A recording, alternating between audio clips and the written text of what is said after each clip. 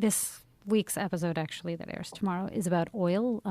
So we spent time in Nigeria, in the Niger Delta. It's one of the biggest oil producers in the world. And then we went to Lebanon and spent time with Hezbollah. Really? Mm-hmm. And essentially, how do you get connected to Hezbollah? So essentially the episode was about how oil is financing terrorist groups or groups that the U.S. considers to be terrorist organizations like Hezbollah. And so first we went to Nigeria and spent time, and there's Boko Haram. Boko Haram, they kidnapped the 200 school children a few years back. They're recently pledged allegiance to ISIS. And they're very, very scary group that has done very horrific things up in the north of the country. But what we heard is that they're getting a lot of their oil from the south of the country, which is the biggest oil-producing region. So insane. I had been there before, but it's the most insane place in the world, the Niger Delta. It's swamps that are filled with oil that, you've got ExxonMobil and Shell and all these corporations that have been there taking the oil for decades, and people living in absolute poverty. And at one point they decided, fuck this. They're getting wealthy out of our oil, so they started stealing the oil. So there's estimates that anywhere between 30 to 90% of the oil that comes from Nigeria is actually, or that is produced in Nigeria is actually stolen, which is insane. So we went to one of these sites. It took us days and days of months and months of trying to get access, and then days of going in Nigeria to different places and getting no's. And then eventually we met with a king who used to be a militant himself. But when the peace deal happened, they gave him the ceremonial post of being a king. So we visited the king at his palace, and it was a proper palace. And we asked for his permission to film in his land. And once we got that permission, we were able to film one of these huge sites where they're bunkering, they're stealing the oil. And the site, it is covered, the floor is covered with oil. It's black, black, black. And then you see these areas where they start refining the oil that has been stolen from the pipes. And there's smoke, and all the trees that used to be green, because these are swamps, are all black. It's straight out of your vision of hell. Everything is burnt and black, and you've got hundreds of people working, women who carry the huge bags with the refined oil, with the diesel. This is it right here? Yeah, this is it. You see that photo up there, Jamie? Which one? The one at the top, the big one? Look at that. Yeah, oh you see? God. So that's where they're refining the oil, the big... Oh, my God. It is really and insane. They're covered and soot and all the smoke and, And they don't have, a lot of them are barefoot, and they're walking through, this guy has boots, but a lot of them that we saw were barefoot, particularly the women, and they're, covered in oil. What kind of health consequences are these people facing because of this? Yeah, it's really, and it speaks to the desperation. They're making like less than $1 a day by doing this. It's really, really sad. So we arrive at this location, and we'd finally been given permission to film, and it's hundreds of people. And we started filming, and then suddenly we see a group of people coming our way and yelling and picking up buckets of hot oil and threatening to throw it at my cameraman, Josh. It was a really, really scary moment. We captured it on camera. And we were yelling back, please don't. And the idea was that they thought we were white people coming from an oil corporation that were trying to shut down their operation, which would mean that they wouldn't have that $1 a day to bring back to their family.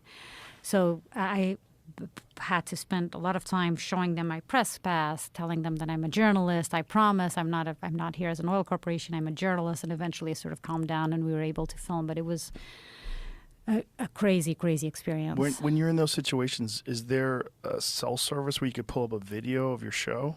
Yeah, I usually do Instagram, and in that case there was actually self-service, and I showed Instagram. You see, I'm a journalist, but also what I get a lot is, you could have made that up, which is true. Right. I could have made this up, but yeah, I always carry a press pass that says National Geographic, and it has my name with me as well. In some countries, that actually helps more than whatever is online. So it was definitely one of the sort of most dangerous moments, because he was ready to throw hot oil at us. But things calmed down. We were able to film it. And then a week later, we were on the border between Syria and Lebanon with a group with Hezbollah, and then with a group that works with Hezbollah, and seeing them bringing in unsanctioned oil that was coming from Iran, and that is basically providing jobs and money and financial help to Hezbollah. How did they steal the oil? They didn't steal; it was given to them by Iran. Oh, okay. So Iran, so it's sanctioned oil. So they're sanctions, U.S. sanctions. So they're not supposed to be selling their oil and to Lebanon.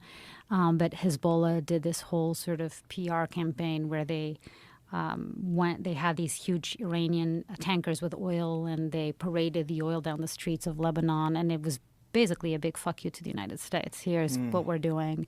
And we ended up interviewing a Hezbollah operative, and he told us how what they are not telling us is that this was not the first shipment, and they've been getting shipments for a long time, and that Hezbollah is making millions of dollars out of the Iranian oil. And when I asked him, so why, if I know, it means the U.S. government probably knows this is happening. Why aren't they doing more? And he said, well, you have Syria, you have Iran, and you have Hezbollah, and they would be. It wouldn't be smart for the U.S. to get involved when there's this much power and. It could be the start of the Third World War, which is what he told us. But yeah, it was insane. But you're saying that 30 to 90% of this oil, that's in Nigeria. In Nigeria, was stolen. Stolen, and then a part of it ends up with Boko Haram, which is a terrorist organization in Africa. And then how are they stealing the oil?